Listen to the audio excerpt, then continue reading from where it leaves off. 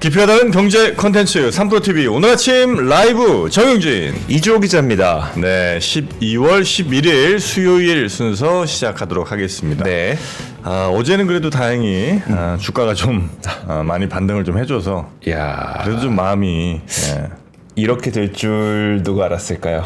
저는 조금 알았죠. 아, 그래요? 네, 저는 뭐 반등할 줄 아니 어제 뭐 시작하기 전에 걱정됩니다 이랬잖아요. 걱정되는데 반등할 거라 생각했죠. 네. 어제 아침에 들어왔어야 되는데 쉽지가 않습니다. 네. 네.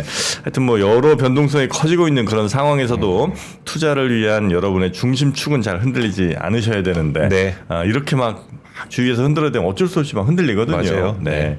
이럴 때 또 잘 판단하실 수 있는 지혜를 좀 얻어 가시면 좋겠습니다. 자, 오늘은 저희 권순우 팀장과 함께 뉴스 살펴보고 네. 우리 박병창 이사님과 함께 또 투자에 관한 이야기 조금 더 들어본 이후에 자, 그리고 네. 인덱스 시간에는 이제 그 NH투자증권 이혁진 차장 나오실 겁니다. 그래서 네. 시장 전략에 대한 이야기를 한번 나눠보도록 할 텐데 아무래도 지금 가장 걱정되는 거는 어제 반등하긴 했는데 데드캣 바운스냐 아니면 계속 갈 거냐에 대한 좀 궁금증이 있잖아요. 아직 뭐 정치적 불확실성이 해소되지 않은 상태이기 때문에 어떤 판단을 내리는 것이 좋을지 한번 들어보도록 하겠습니다. 네. 자, 그러면 먼저 우리 권순우 팀장과 함께 주요 뉴스들 한번 정리를 좀 해보고요. 네. 넘어가겠습니다. 자, 권순우 팀장님 어서 오십시오. 예, 안녕하세요. 3프로TV 권순우 씨의 팀장입니다. 네, 반갑습니다. 반갑습니다. 어제는 제가 원래 맞출 뻔했죠. 어제? 네, 원래 그래요? 제가 네. 그 우리 애국 매수 운동이라도 해야 되는 거 아닌가 그런 얘기를 이주호 기자하고 했었는데 네. 그 얘기 왜 했냐면은 이게 뭐 주식 사라는 얘기냐 뭐 사라는 얘기입니다.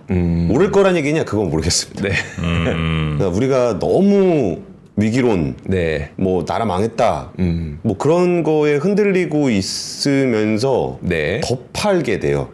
그렇죠. 그러니까 우리가 그렇게 생각하면서 더 그렇게 행동하게 되는 것들이 이게 악순환의 고리로 들어가게 네. 되거든요. 네. 그리고 지금 정치적으로 굉장히 혼란스럽잖아요. 정치적으로 혼란스러우니까 경제도 같이 망한다라고 그러면 경제가 망하면 정치는 그 혼란을 해결하기가 더 어렵습니다. 네.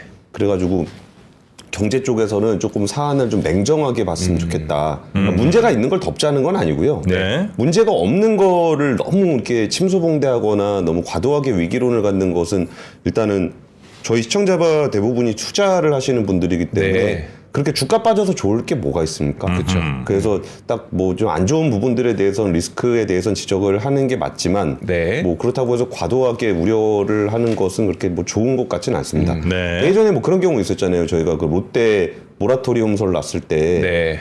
그 위기론은 진짜 너무 과도하다. 그래갖고 그 위기론 과도하다가 취재하다가 저 그 EOD 기한이익 상실. 기한 그 지급불능 사태 되는 네. 거를 갑자기 발견하게 돼가지고 네. 부득이하게 그 방송을 좀 한 적도 있었는데 어쨌든 지금은 좀 그런 상황인 것 같습니다. 네. 뉴욕 증시가 좀 하락 마감했습니다. 다우존스 0.35% 하락했고요. 나스닥은 0.25% 하락했고 S&P 500은 0.3% 하락했습니다. 이게 뭐 주요 인플레이션 지표들 앞두고서 좀 경계심이 좀 확대됐다라는 네. 얘기인데 특별한 일은 별로 없다. 근데 좀 그동안 좀 많이 올라온 거 아니냐라는 생각들을 좀 하고 있는 것 같아요. 그 뭐 엔비디아가 좀 많이 빠졌습니다. 네. 엔비디아는 그 전에도 좀 빠졌었는데 이게 그 중국의 규제 당국이 엔비디아를 반독점 위반 혐의로 조사하고 있다라는 소식이 전해지면서 계속적으로 조금 하락세를 보이고 있습니다.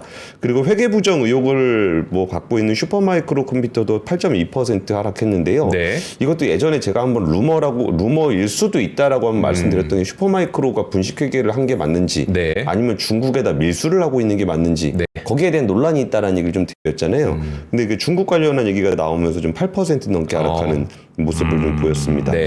그리고 애플 같은 경우는 장중에 248달러까지 상승하면서 역대 최고치 또 기록하기도 했는데요. 네. 그 애플 걱정 많이들 하시죠? 애플 걱정 안 해보신 분들 별로 없잖아요. 애플은 모두의 걱정이죠. 그러니까 네. 장중 역대 최고가를 기록하면서 하루 만에 기록을 다시 경신했습니다. 그래서 우리가 걱정해 주니까 이렇게 다 오르는 겁니다. 그렇죠. 이제 3대 쓸데없는 걱정 있잖아요. 애플 걱정, 연예인 걱정. 정프로 걱정. 네. 네. 정프로님 걱정하시는 분들이 많이 있으신데 잘 사시고 잘 살고 계시면 전혀 걱정. 아니 나도 날 걱정 안 하는데 왜 걱정합니까? 예, 그리고 이제 좀 이따가 뉴스 세 번째 뉴스를 전해드릴 그 구글이 양자칩 윌로 공개하면서 5.5% 넘게 그렇더라고요. 상승을 했습니다. 네. 아 저는 이런 뉴스 좋아요. 뭔가 이렇게 좀 신기술 같은 거 발표하면서 네. 주가도 오르고 뭐 이런 거 참 좋은데 우리는 양자 컴퓨터를 어떻게 했어요? 양자칩 칩. 예, 예, 하나 공개를 했는데 주가가 많이 올랐습니다. 그래요. 예, 그래서 세 번째 뉴스에 그거는 전해드리도록 하겠습니다. 네, 그러면 첫 번째 뉴스부터 전해드리겠습니다. 네. 첫 번째 뉴스는 어제 예산안이 통과가 됐습니다. 와, 진짜 이 와중에도 예산안이 통과가 됐는데 이거보다 우리가 진짜 그 1년 내내 목놓아 외쳤던 금투세, 금투세. 네. 폐지됐습니다. 네. 그 이제 국회가 본회의를 열고 소득세법 개정안을 통과를 시켰는데요. 275명 참석해서 찬성 204명, 반대 33명, 기권 38명으로 의결이 됐습니다. 이게 만약에 진짜 통과가 안 됐으면은 그리고 내년도 1월 4일에 금투세가 시행이 됐으면 정말 한국 자본시장에는 대혼란이 벌어졌을 겁니다. 네. 이거는 그 법안의 내용에 대한 말씀을 드리려고 그러는 게 아니라 전산 시스템이 안 될 거예요. 그러니까 이게 좀 제발 좀 그 시장을 다루는 정책을 할 때는 네. 좀 현실적으로 작동이 가능하게끔 해주셨으면 좋겠어요. 그게 뭐 정치도 좋고 정책도 좋은데 동작은 해야 될 거 아닙니까? 네. 그러려면 좀 시간이 좀 필요하고 예전에는 이제 시장 관련한 정책 발표할 때는 그 장중을 피해서 했었습니다. 네. 그러니까 뭐 진짜 뭐 어디 뭐 구조조정 한다 그런 것들도 네. 뭐 그런 정책들도 다 이렇게 9시 전에 발표하든가 아니면 3시 반 이후에 발표하든가 이게 시장에 영향을 주는 정책들은 좀 조심해서 했었거든요. 네. 근데 그 내용하고 상관은 없습니다. 뭐 그 내용이 뭐 호재냐 악재냐 뭐 이런 문제가 아니고 좀 이게 시장하고 관련돼 있는 부분들은 굉장히 이게 그냥 보시기에는 지수의 숫자로 보이겠지만 누군가의 돈이잖아요. 이게. 그렇죠. 누군가의 자산이고. 네. 그래서 좀 이런 부분들이 뭐 다행히 폐지가 됐으니까 현행 유지잖아요. 네. 그래가지고 뭐 상관은 없는데 뭐 이게 개정이었다. 그러면은 진짜 대혼란이 네. 올 수밖에 없거든요. 그래서 이런 것들은 와 진짜 뭐 그나마 통과가 돼서 다행이라는 생각도 들면서도 정치를 하시는 분들이나 정책을 하시는 분들이 자본시장이 이거를 좀 자연스럽게 소화할 수 있게끔 좀 여유를 좀 주셨으면 좋겠다는 생각이 좀 들었습니다. 네. 네. 일단 내년도 예산안은 673조 3천억 원 규모로 확정이 됐습니다. 근데 이게 이제 두 가지가 그 이번 처음으로 있었던 일인데 그 정부 수립 이후에 처음 있었던 일입니다. 하나는 이제 감액 예산입니다. 감액 예산이라는 게 이것도 되게 특이한 건데 네. 원래 그 정부가 국회의원들은 지지율이 중요하잖아요. 네. 그래가지고 정부가 좀 예산을 조금 더 쓰기를 바랍니다. 그리고 이제 나의 지역구에 더 많은 예산을 배정해주길 바라는 거는 네. 어쩌면 국회의원이 해야 되는 역할입니다. 그러면 그런 역할을 할 때 정부에서는 이걸 아유 그러시면 안 됩니다. 우리 나라 살림 아껴 써야 됩니다. 이런 거 하는 게 보통이기 때문에 네. 그래서 국회는 감액은 할 수 있지만 네. 그러니까 예산을 줄일 수는 있지만 올릴 수는 없습니다. 국회는. 네. 그런데 이번에 정부가 제출한 안보다 훨씬 더 감액이 된 예산안이 통과가 됐는데 이게 굉장히 특이한 거예요. 그 야당이 예전에 올려주세요 하는 입장에다가 네. 갑자기 정부 예산을 그냥 확 깎아가지고 압박을 굉장히 정부에다 세게 넣는 그런 상황이 이어지고 있었습니다. 네. 그래가지고 이제 그걸 가지고 이제 좀 이게 하나가 처음 있었던 일이고요. 두 번째는 야당이 제출한 예산안이 본회의를 통과한 게 처음입니다. 그래요? 보통은 정부 여당 네네. 쪽에서 이렇게 협상을 하고서 어쨌든 정부 여당 이름으로 올라가고 그렇게 하고 통과가 됐었거든요. 네. 그래서 이게 또 처음입니다. 그러니까 이게 뭐 사상 처음이라고 얘기하면서의 이거 뭐라 그럴까 이렇게 제가 뭐 이게 긍정적이다 부정적이다 이 얘기를 드리려고 그런 건 아니고 그 전에 원래대로였다면 여기서 또 이렇게 협상을 하고 네. 그러면서 이렇게 법안이 올라왔겠죠. 원래 이제 보통 정부가 안 내면 의원들이 이제 네. 깎은 다음에 의원들이 필요한 예산들이 있잖아요. 네. 그걸 막 집어넣습니다. 쪽지도 넣고 뭐 이것저것 하면서 그쵸. 넣어갖고 이제 정부안은 이만큼 있고 요거 깎은 거에서 또 이만큼 붙여갖고 그러면 대충 또 비슷하게 가고 맞아요. 이게 네, 가거든요. 그게 이제 일반적이죠. 예. 예. 그러니까 원래 그 과정을 거쳤어야 되는데 이번에 이제 깎은 다음에 뭐가 없는 거죠? 그 다음에 거기서 갑자기 비상계엄 내란이 나버리는 바람에 네. 여기서 지금 약쪽 정치권이 거기서 예산안에서 쪽지 집어넣고 막 그럴 분위기가 전혀 아니잖아요. 네. 근데 거기서 지금 그러면 이걸 통과를 안 시키냐. 그럴 수도 없는 거잖아요. 네. 그러다 보니까 이제 예산안이 그냥 통과가 됐습니다. 그래서 뭐가 빠졌는지 보니까 예비비에서 한 2조 4천억 빠졌고 대왕고래 빠졌습니다. 대왕고래. 오. 네. 네. 아, 이 대왕고래도 참 할 말 많지만 오늘은 대왕고래 하는 날이 아니니까. 그리고 여기 특활비. 네. 특활비도 그 사용 내역 안 주면 깎을 거야 그랬는데 사용 내역 안 줬다고 깎으니까 사용 내역 내면 안 돼요 그랬더니 사용 내역 뭐 진작했어야지 막 그런 얘기 있었고 늦었어 안 돼 돌아가 뭐 이거 요 예산이잖아요. 네. 그러니까 이것도 사실은 모르겠습니다. 이게 뭐 협상의 여지가 있었던 부분들이 좀 있어 보이는데 네. 지금은 협상할 수 있는 상황이 아니기 때문에 지금 이제 다 감액이 됐고요. 이 부분들이 이제 개별 예산이 왜 삭감됐는지는 뭐 다 뭐 설득이 되기도 하고 안 되기도 하고 판단에 따라 좀 다를 수가 있는데 지금 우리나라가 돈을 쓸 수 있는 주체가 별로 없습니다. 이제 가게도 없고 네. 기업도 없고 뭐 정부도 없긴 없는데 네. 그럼에도 불구하고 이게 정부 지출이 영향을 주잖아요. 그럼요. 그러면은 이게 정부까지 이게 예산을 줄여버리면 네. GDP에 좀 안 좋은 영향을 줄 수 있겠다라는 생각은 좀 듭니다. 네. 이게 되게 그 이코노미스트들하고 얘기할 때 약간 좀 이 사람들 사이코패스인가 싶을 때가 좀 있는데 그게 어떤 때냐면은 이코노미스트들 입장에서는 그 예산의 그 항목이 중요하지 않습니까? 네.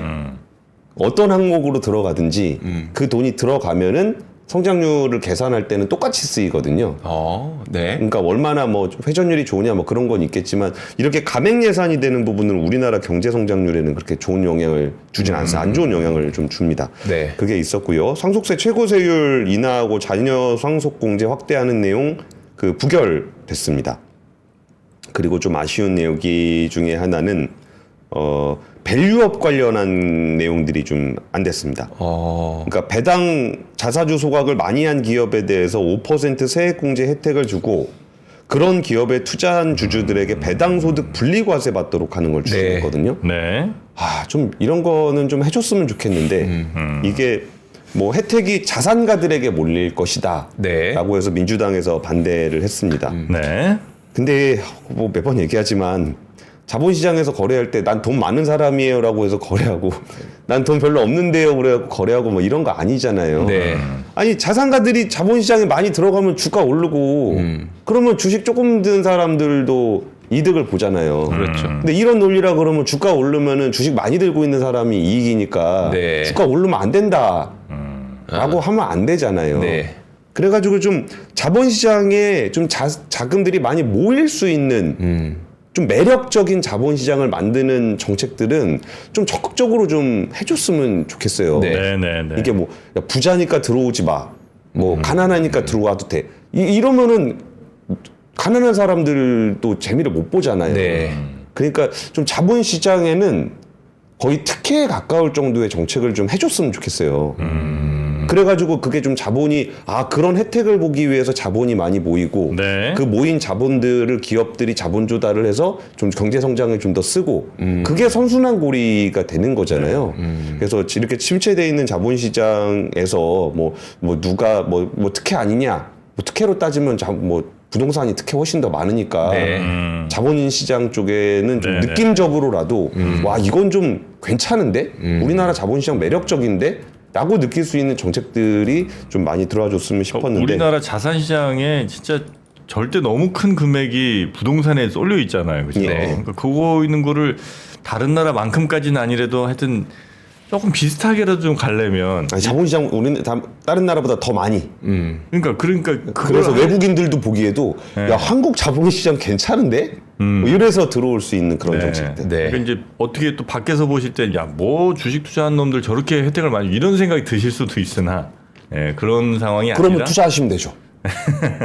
그러니까 이 너무 지금은 한쪽으로 휘어진 나무가 좀 있으니 그걸 다시 이제 똑바로 세우려면 반대쪽으로 좀 휠 필요는 있다. 네. 뭐 이런 아마 느낌으로 좀 이해하시면 어떨까 싶습니다. 그러니까 뭐 보기에도 뭐 대주주들 뭐 배당한다 그러면 약간 세금 왕창 내가지고 좀 안 돼. 뭐 그러면은 뭐 그런 거 말고 그럼 배당을 하면 대주주만 배당 받아가는 거 아니잖아요. 네네네. 그러니까 저도 받아가고 뭐 정프로님도 받아가고 다 받아가는 거잖아요. 네. 그래서 그런 부분들은 좀 아쉬웠습니다. 두 번째 뉴스 얼른 가겠습니다. 네, 두 번째 뉴스는 어제 한국은행 지금 환율이 굉장히 중요하잖아요. 환율도 어제 조금 안정됐습니다. 거기서 그 7거래일 만에 좀 하락세를 기록하면서 10원 10전이 내려서 1,426원 90전에 거래를 마쳤거든요. 근데 거기에서 이제 한국은행과 관련한 지금 한국은행이 그 외환을 방어하는 주요 스피커로서 네. 역할을 많이 하고 있는데 어제 그 국회 기획재정위원회 소속 야당 의원들이 한국은행에 갔었습니다. 그래서 거기서 있었던 얘기들이 좀 보도가 되고 있습니다. 네. 그 이창용 총재는 정치 상황과 별개로 경제 문제에 있어서는 정부가 여야가 협력해서 상황을 안정적으로 관리하는 모습을 보여줘야 된다. 그러니까 이게 이창용 총재가 그나마라도 지금 정국에서 가장 그 독립적인 이미지를 주고 있는 인사입니다. 그러네요. 그 나머지 부분들은 뭐 최상목 부총리나 이런 분들은 이제 국무회의에 참석했던 네. 분이기 때문에 좀 부담이 좀 있는데 이창용 총재는 그나마라도 좀 이 상황에서 한 발 떨어져 있는 듯한 모양을 보이고 있기 때문에 이분이 계속적으로 좀 메시지를 안정적으로 내주시는 게 중요한 것 같습니다. 그래서 이창용 총재는 정치 상황이 이렇다라는 부분들은 뭐 벌어진 일이고 처벌을 해야 되는 문제이기 때문에 이거를 가지고 왈가왈부할 문제는 아니지만 네. 이 상황과 별개로 우리 한국 경제는 안정적으로 돌아가고 있다라는 메시지를 계속적으로 보여줘야 된다라고 좀 강조를 했고요. 그러면서 해외 투자자들에게 국내 경제 프로세스가 정상적으로 작동할 수 있는 시그널을 줘야 한다. 네. 라고 좀 얘기를 하고 있습니다. 그리고 뭐 여기서 그 아까 전에 그 야당의 그 감액안 얘기 드렸잖아요. 네. 야당이 이거를 뭐 감액안 올려가지고 뭐 좋다고 올린 거 아닙니다. 야당에서도 계속했던 얘기가 이거 감액안에서 지금 멈춰버린 게 문제가 있다라는 거 본인들도 아는데 네. 지금 상황이 어쩔 수 없기 때문에 일단 통과는 시키고 그리고 바로 추경안 만들어달라라고 얘기를 했어요. 네. 그래서 뭐 감액을 해서 뭐 야당이 성장률을 깎아먹는다는 둥 뭐 그렇게까지 얘기할 필요는 없습니다. 네. 근데 어쨌든 지금 통과된 안 자체는 경제 성장에 부정적인 영향을 줄 수 있는 안이기 때문에 아까 그렇게 말씀을 좀 드렸던 거고요. 네. 그리고 이게 좀 감액 규모가 크지 않다라는 거 이제 의원들이 설명을 하지만 이창용 총재는 뭐라 그랬냐면은 해외에서 보기에는 네. 야당이 단독으로 처리하면 정치적 갈등이 경제에 영향을 미치는 것으로 볼 수 있다라는 우려를 했다는 겁니다. 네. 그래서 이게 그리고 이제 환율 같은 경우에는 당분간 예전 수준으로 돌아가기는 좀 어렵다. 지금 환율이 안정세에 들어가 있다라고 보기도 좀 어렵다라는 얘기를 좀 했고요. 그럼에도 불구하고 좀 시장을 좀 관망하면서 어제는 좀 괜찮았었잖아요. 네. 그 부분들이 이제 지금 관망하고 있는 전반적으로 관망하고 있는 모양새다. 그러니까 어제 저희가 이조 기자하고도 환율 얘기하다가 이게 지금 외국인들도 정부가 정말 작정하고 덤빌 때는 잘 안 싸우거든요. 네. 왜냐하면 정부가 워낙 막강하기 때문에 네. 거기에 그냥 갖다 들이댔다가는 손해 볼 수 있으니까.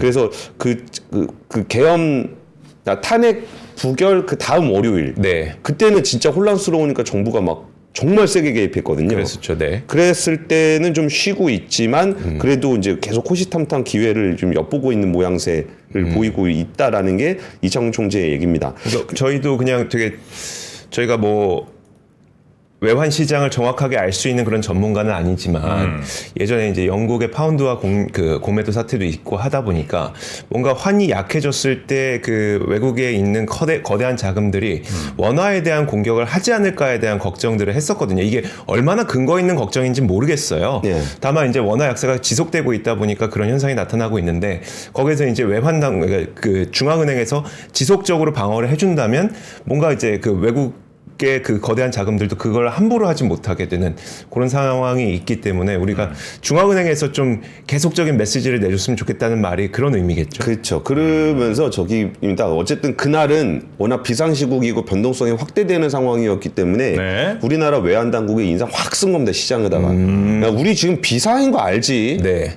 여기 들어오면 우리 그냥 다 때려 막는다. 쇼커버 난다. 근데 이런 거죠. 여기까지는 할 수 있는데 네네. 이거 오래 할 수는 없습니다. 그러니까 이제 지금은 첫날은 그러니까 진짜 실탄 쏴가면서 했는데 지금은 안정적인 모습을 보여서 막아야 된다는 얘기를 하는 건데 네. 그 얘기를 왜 하냐면요. 이게 우리나라 외환보유고입니다. 네. 근데 우리나라 외환보유고에서 지금 4,150억 달러거든요. 근데 이게 지금 4천억 달러의 심리적인 선이 있습니다. 외환 쪽에서 4천억 달러 밑으로 내려가게 되면은 야 이거 외환 보유고가 좀 약한데 네. 그리고 이제 환율이 거기서 우리나라 환율이 원화가 더 위로 상승해 버리면은 더 많이 방어를 하는데 돈이 더 많이 들어갑니다. 네네. 그러다 보니까 이게 4천억 달러 밑으로 내려가는 건 좀 위험한데라고 하는 건데 이게 2022년 이후에 계속적으로 외환 보유고가 감소했잖아요. 네. 요때가 우리가 좀 어느 정도는 고환율을 좀 감소했어야 되는 거 아니냐라는 얘기가 좀 나와요. 그러니까 이게 구조적인 고환율인데 그거 방어한다고 외환보유고를 너무 많이 쓴 거 아니야? 라는 비판이 그동안은 계속 있어 왔습니다. 네. 근데 지금 이제 급박한 상황이니까 방어를 하긴 해야지만 4천억 달러 밑으로 내려가는 거는 조금 부담스러울 수 있다라는 네. 얘기들이 좀 있고요. 그리고 제가 얼마 전에 그 최상목 부총리 예전에 박근혜 정부 탄핵 때 네. 그때 그 비서관 했던 분이라고 말씀을 좀 드렸었잖아요. 네네. 근데 그 부분에서 좀 최상목 부총리는 그래도 자기 상관들이 대통령의 부당한 짓이 따랐다가 감옥 갔던 전력이 있기 때문에 이분은 좀 입장을 좀 밝혀야 되는 거 아니냐라는 얘기를 좀 드렸었는데 네네. 어제 이창용 총재가 오히려 그 얘기를 좀 했습니다. 그때 최상목 부총리하고 이제 비상계엄 선포 바로 그 이후에 F4라 그래가지고 네. 플라워4 아닙니다. 마이너스4라서 한국은행 뭐 경제부총리 그리고 이제 금융위원장 금융감독원장 넷이 만나는 자리였는데 그 자리에서 들은 얘기를 이창용 총재가 얘기를 하는 건데 최상목 부총리가 계엄 선포 전에 소집된 국무회의에서 윤 대통령 결정에 반대하고 바로 뛰쳐나왔다고 들었다. 네. 그러니까 뭐 저는 이랬을 가능성 충분히 있을 거라고 봐요. 왜냐하면 봤거든요. 네. 경험이 있는 분입니다. 그러면서 이게 한국은행 총재는 임기가 정해져 있으니까 자리를 지키고 행정부에 있는 나머지 3명은 그만두자. 네. 라고 좀 얘기를 했었답니다. 근데 거기서 이제 이창용 총재가 경제부총리가 사령탑인데 이게 그 경제부총리가 빠져버리면 밖에서 어떻게 보겠냐. 그렇죠. 훨씬 더 불안하게 보지 않겠냐. 그러니까 이제 그 상황을 수습하려면 지금 그만두면 안 된다라고 만류를 했다라는 네. 얘기가 좀 있었습니다. 그래서 그런 얘기들이 있었고요. 요 얘기까지 그냥 같이 전해드리면은 그러면 우리나라 환율 그냥 어떡하지 좀 걱정하시는 분들도 많을 것 같아서 네. 균형을 잡는 차원에서 말씀을 드리면은 우리가 뭐 별로 좋아하진 않지만 모건 스탠리가 네. 미국에서 달러를 이제 팔아야 된다. 그런 얘기를 해요? 네. Time to sell 이라는 보고서를 냈다고 합니다. 네. 그러면서 미국 달러의 미래 가치가 뭐 지나치게 낙관하고 있는 것 같다. 그리고 뭐 거기에 관세 도입 뭐 이런 것들에 대한 기대감이 이미 다 반영된 것 같고 네. 유로화 같은 경우에도 이제 악재가 약세에 이미 다 반영이 돼 있는 것 같다. 그러면서 이제 달러는 좀 팔아야 되는 거 아니냐. 그러니까 우리가 약세인 것도 맞지만 네. 달러가 워낙 강세라는 것들은 글로벌한 인식이기 때문에 오히려 좀 이런 리포트가 좀 나오고 있고요. 그러면 달러를 팔고 원화를 사세요라고 모건 스탠리가 얘기하진 않아요. 그렇긴 하겠지만 어쨌든 환이라고 하는 거는 교환 가치이기 때문에 예. 달러 강세가 좀 사그라들게 되면 원화 약세가 좀 그렇게 심하진 않겠죠. 예, 네, 그리고 그런 호주 기대감이죠. 달러나 영국 파운드 매수해라. 네. 이런 모건 스탠리의 얘기였습니다. 원화 안 나왔네요. 오늘 만났습니다. 네. 자, 그리고 꿈의 컴퓨터가 나옵니까? 아니 뭐 그렇게까지 저긴 아닌데. 그건 아니에요? 네, 양자칩을 공개를 했습니다. 뭐 이렇게 생겼더라고요. 이것도 볼까요? 뭐 나중에 잘 만들어야죠. 이게 세계에서 가장 빠른 슈퍼컴퓨터로 돌리면 네. 14년 14년이요? 어느 정도예요? 이게 뭐 한번 해봤어요. 20, 100점, 만, 10만, 100만, 1000만, 억, 조, 경, 해, 자. 여기 자더라고요. 네. 근데 그 10에 뭐 24제곱년이 걸리는데 뭐 이게 숫자가 맞나? 예, 어쨌든 이렇게 걸리던 거를 5분 내로 할 수 있다. 10자녀가 지금 전 세계에서 가장 빠른 슈퍼컴퓨터로 10자년이 걸리는 계산인데 5분 내로 처리할 수 있다. 아. 라고 좀 얘기를 했습니다. 양자칩의 이름은 윌로라고 하는데요. 네. 이게 그 학술지 네이처에 공개를 했습니다. 네. 이게 슈퍼컴퓨터 중에 가장 우수한 제품으로 꼽히는 거는 프론티어인데 여기다가 그 돌리게 되면은 이 정도 그러니까 14년이 걸린다고 해요. 이게 슈퍼컴퓨터의 양자 컴퓨터에 대해서 잠깐 소개를 해드리면은 네. 제가 양자 컴퓨터에 대한 이해가 있을 거라고 생각하시면 안 됩니다. 원래 있잖아요. 양자역학은 말할 수 있는 사람은 있지만 이해하는 사람은 없다. 네. 그러니까 이게 슈퍼컴퓨터, 그러니까 전통적인 컴퓨터 같은 경우는 0과 1을 가지고 연산을 하게 되는데 네. 양자, 그러니까 0, 뭐 켜지면 1, 꺼지면 0에서 0, 1, 0, 1 가지고 이제 계산을 하는 건데 양자 컴퓨터는 기본 단위가 큐비트라 그래가지고 이게 0과 1 그리고 중첩 상태에 있는 모든 것 이제 동시에 존재할 수 있는 중첩 상태를 얘기하고 있습니다. 네. 그러니까 이게 뭐 0하고 1하고 바뀌는 시간조차도 안 걸리는 그 정도 속도로 이렇게 연산을 할 수 있는 그런 그 양자 컴퓨터가 그런 효과 때문에 네. 아 모르는 거 얘기하려니까 말이 많이 꼬이네요. 그러니까 그렇게 중첩 상태로 있기 때문에 0과 1과 바뀌는 시간조차도 안 걸리기 때문에 훨씬 더 빨리 연산을 할 수 있다라고 해서 이 그 양자 컴퓨터가 이제 그 지금 비트 기준으로 한 컴퓨터보다 그 미래 컴퓨터로 좀 각광을 좀 받고 있고요. 그리고 이게 아까 말씀드렸던 것처럼 0이 있고 1이 있고 중첩 상태가 있으니까 네. 그러면 이게 확률이거든요. 네. 확률적으로 이게 0일 수도 있고 1일 수도 있고 있다 보니까 오류율이 굉장히 높았다고 합니다. 뭐 0.7이면 어떻게? 요게 이제 안 됐다는 거죠? 그런 그 얘기는 아니고 그 얘기는 아닙니다. 네, 그러니까 아, 1인데 1일 이제 기존 컴퓨터는 1이면 1이고 0이면 0 스위치가 확실히 켜졌다 꺼졌다 확실하잖아요. 네. 다른 가능성이 없잖아. 근데 양자 컴퓨터는 1인지 0인지를 확인하기 전까지는 알 수가 없어요. 그게 중첩 상태에 있다고 할 수 있거든요. 뭔지 잘 못 알아듣겠다. 자, 상자 안에 고양이가 있어. 슈레딩거. 죽었는지 살았는지 알아 몰라. 모르죠. 열기 전까지 모르는 거죠. 네. 네, 살았다고도 할 수 있고 죽었다고도 할 수 있습니다. 그렇습니다. 그러다 보니까 근데 이게 오류율이 굉장히 많이 줄었다라는 건데 구글의 윌로가 큐비트를 추가할수록 오류율이 절반씩 감소하도록 개선을 했다. 그러니까 지금 이제 큐비트가 제가 알기로 105 정도 되는 걸로 알고 있는데 네. 이게 제대로 되려 그러면 훨씬 더 많은 큐비트가 돼야 되긴 한다고 해요. 근데 큐비트를 이제 늘리게 되면 오류율이 감소하는 것들이 좀 개선이 되는 모습을 보면서 테크 쪽에서는 와 이게 오류 없는 양자 알고리즘은 불가능할 거라고 생각했었는데 실현할 가능성을 보여줬다 라는 부분에서 굉장히 찬사가 이루어졌다고 해요. 그리고 뭐 얘기가 이번에 나온 그 계산 방법은 네. 뭐 원래 쓰는 계산법은 아닙니다. 그러니까 측정용 계산법. 그러니까 실제 사용할 수 있는 건 아니고요. 네. 그냥 성능 평가를 하는 그런 계산 정도이긴 합니다. 그래서 뭐 얘기는 하는 게 간단한 문제조차 해결하지 못하면 실용적 문제도 해결할 수 없다. 그래서 기존 컴퓨터가 풀지 못하는 실제 문제 해결 사례를 내년에 발표할 거다. 지금 거는 그냥 벤치마크 돌린 거고 네. 뭐 새로 하는 거는 기존 컴퓨터는 도저히 계산할 수 없는 그 실제 사례를 양자 컴퓨터로 한번 증명을 해보겠다라고 네. 좀 얘기를 하고 있습니다.